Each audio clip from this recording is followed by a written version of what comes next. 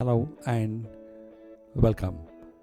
I am Dr. Anil Joshi, Professor of Radiology, and we are going to learn today basics of radiology. Today's topic is barium as a contrast medium. Barium is used as a contrast medium in conventional radiography since long time. Today we are going to see how it works, what are the indication and what are the contraindication. At the onset, I would like to disclosure, acknowledge, and disclaimer certain things. These are the educational programs. They are not a commercial program.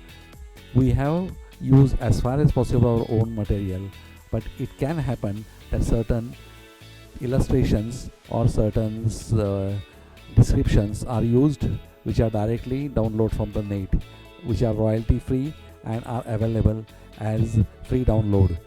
Now let's see how a barium acts as a contrast media. Now at the onset, let us see the properties of barium and types of examinations, patient's preparation, and the instructions to the patients. Now these are the different types of commercial barium available, and this is a molecule of barium. Now we have to have some basic understanding before going into detail.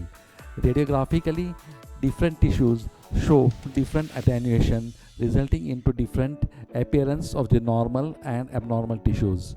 Air will appear black on the X-ray film and solid organs will appear as white. Barium appear white since it is radio opaque.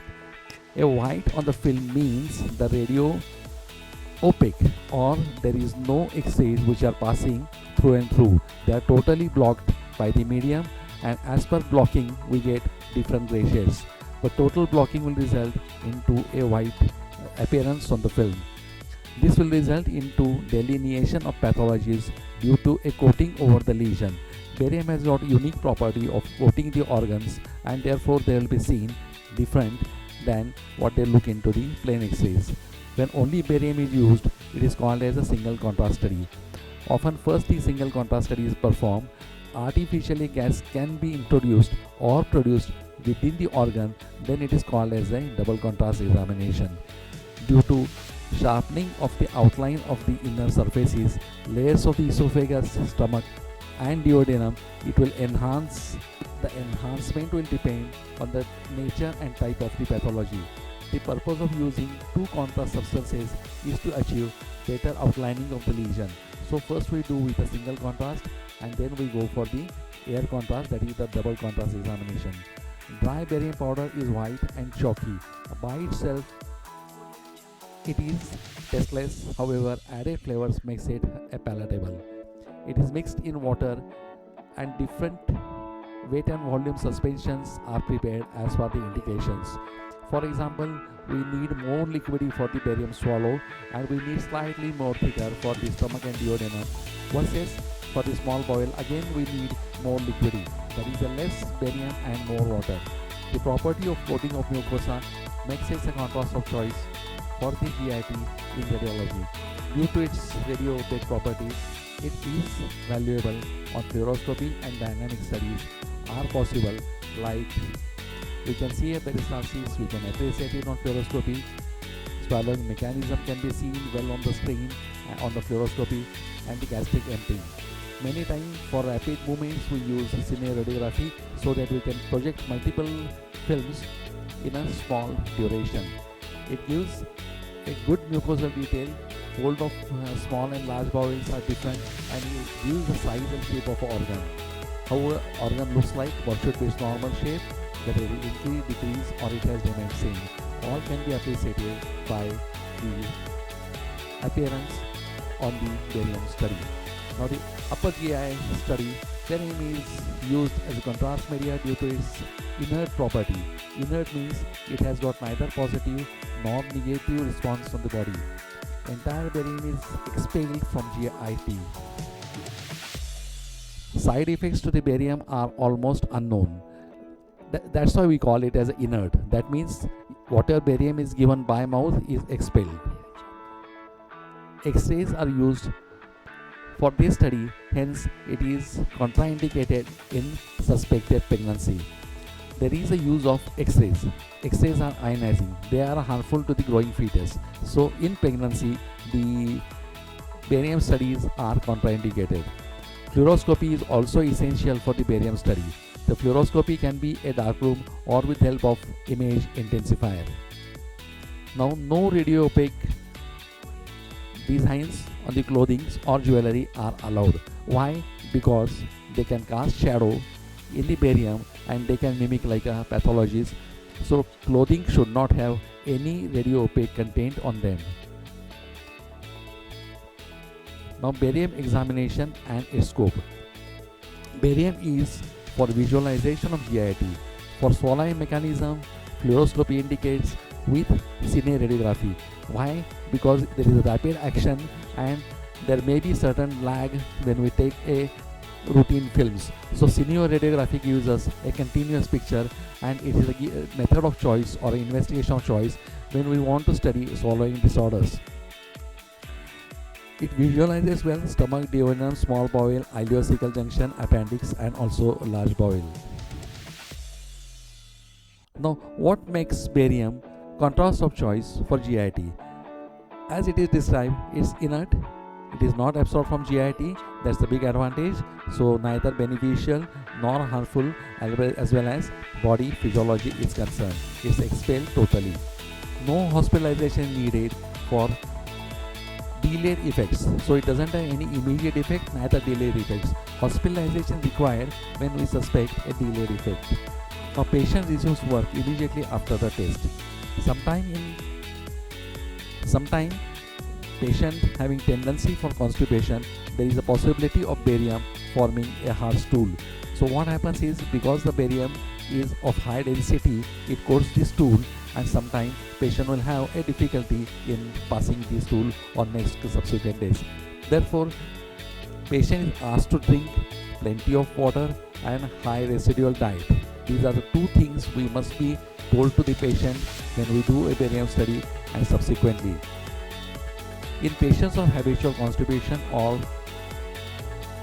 habitual for laxatives, same is continued. That means whichever laxatives they are taking, patient is requested to go ahead with same. Now how barium is radiographed? Radiography is done in different positions on the X-ray table.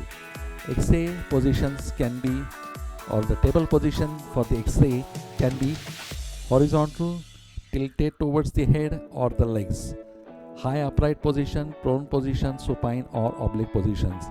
Proper coating is achieved by tilting patient over the table. Multiple spot films are obtained under the fluoroscopy control. Whenever possible, a spot film is obtained. Now for different examination, different strength of barium are used because of the coating property and the contrast we require. For barium swallow, thin barium, while for stomach, it is slightly thicker. There will be simultaneous application of X-rays and videos to see the barium if a swallowing mechanism or peristalsis is to be studied in detail. And we should know how it moves down the esophagus, whether it is obstructed, whether it is delayed, whether it causes dilatation of esophagus. These things need to be seen. Now pressure technique over the stomach improves the coating. In case if you find coating is not satisfactory, then we can apply this. Commercially available sachet called microbar gas is used for air production. These contain, one is the soda bicarb and second is lactic acid. So it produces instant gas as soon as it is swallowed. And it gives us a double contrast. So first a barium is given and then microbar gas is given. Now instruction we have to give to the patient. For upper GI examination, overnight fasting is preferred for or empty stomach.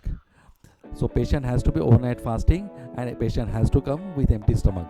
Some studies use lemon juice 3 hours before examination to reduce acid secretions. These acid secretions sometimes produces poor coating of the mucosal surfaces. Laxatives are given for large bowel examination only. That is because to get rid of the fecal matter. Now in early days, fluoroscopy was performed in a dark room with a dim safe light. Due to the advent of IITV, that is image intensifying TV, the need for darkness become not mandatory. Instruction as to how to swallow barium are essential for upper GI studies and they are given prior to the studies. Patient cannot swallow all barium at a time, but he has to swallow bit by bit.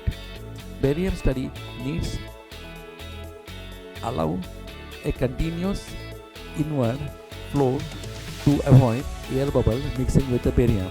Now when patient is drinking the barium, he should drink it slowly and continuously.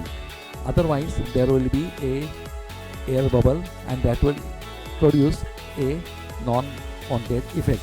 Now these are the X-ray table which shows you patient is horizontal with leg slightly tilted down.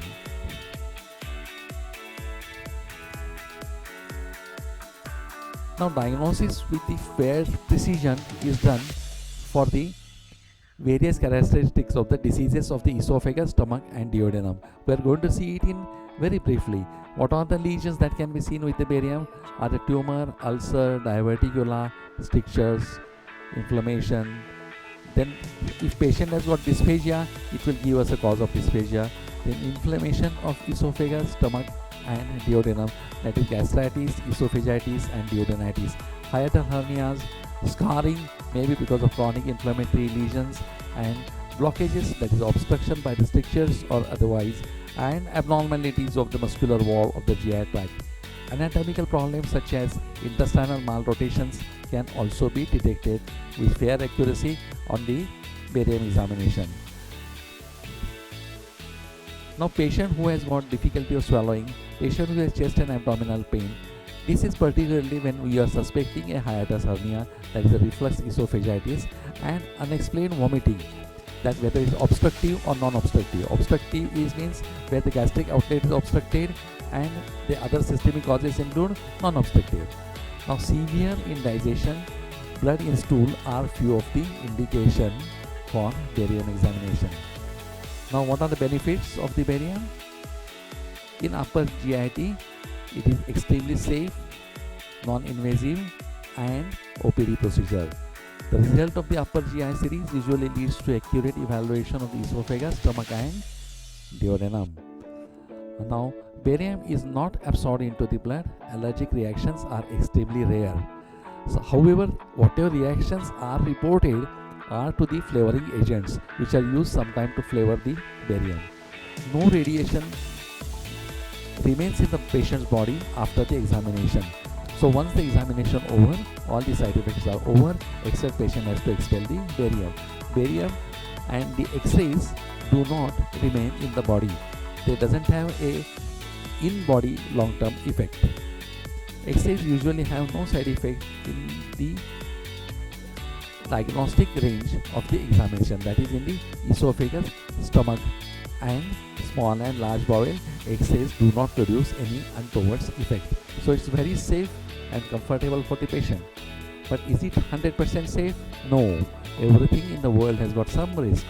There is always a slight chance of cancer from excessive exposure to radiation. But that is nowadays not seen because the machines which we are using are use it for a very short time.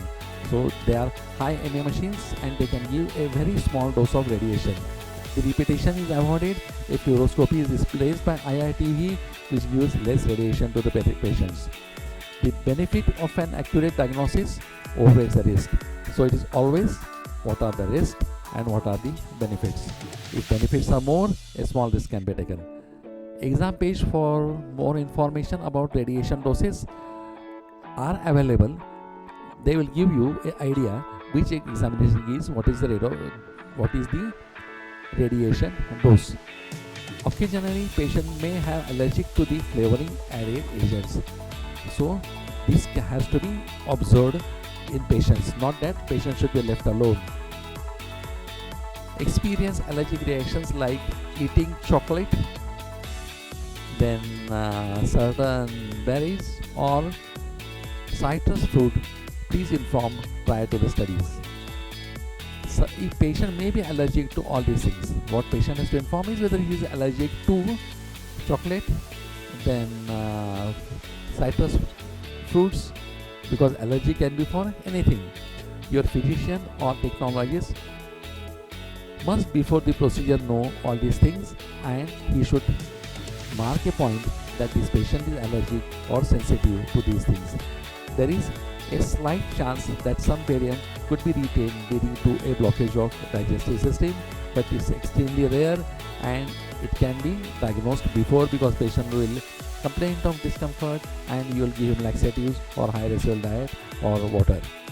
Therefore, patients who have a known obstruction in the GI tract should not undergo this test because barium will further precipitate it, and if patient is undergoing surgery, the barium may cause problem for them. Spillage of barium during operation is a disastrous. Then women should always inform their physician or a technologist about their possibility that they may be pregnant or they are likely to have a pregnancy before going to any radiology procedure. So patient should be advised to eat and drink normally after the procedure. Then if there is barium impaction, laxatives may be taken.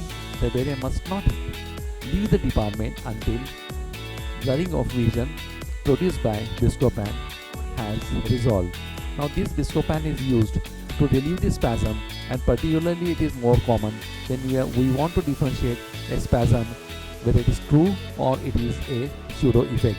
So Buscopan is given, and elderly we have to observe them for blurring of vision number one, and second is to retention. So this is always used with caution. So this is aftercare. Patient is given idea about the white coating of stool, oxygen and hard stool may be there. Patient should be advised to eat and drink normally and to avoid barium impaction. Laxatives may be taken, and patient must not leave the department until any blurring of vision produced by the Buscopan has been relieved. So post-procedure follow-up is essential. Patient should pass barium in 24 hours, that is informed to him, and there should not be any distension or difficulty in evacuation, or patient should not have a distension. In these patients, a simple soap water enema is suffice, and that is mostly followed in our department, and we have found it in very less percentage of patients because we use barium less, and usually a history of these thing is taken. Then leakage of barium from an unexpected perforation. Always a Scott film is taken, and that tells you whether patient has got perforation or not. Now aspiration of stomach content into the esophagus may be because of the Buscopan or otherwise should be washed. Now usually the aspiration occurs when patient has got dysphagia, which is originating from the mouth. In these patients, aspiration, if there are, the procedure should be abandoned immediately. Now conversion of partial obstruction into complete obstruction is quite likely because of barium, and this thing has to be kept in mind. Now barium appendicitis is reported, but we have never seen, and it is never seen. With this, it was a small illustration regarding a wonderful contrast, barium used since many years. I thank you for giving me your valuable time. I also tell you that radiology is not a race, it is a process. Be a part of this process and enjoy the feast of knowledge. I, Dr. Anil Joshi, log off till we meet again. Thank you. Enjoy the life. Give benefit to the patients. Know more and more about the subject. Have your own experience. Try to make complication as less as possible and give maximum benefit to the patient of the knowledge you have got.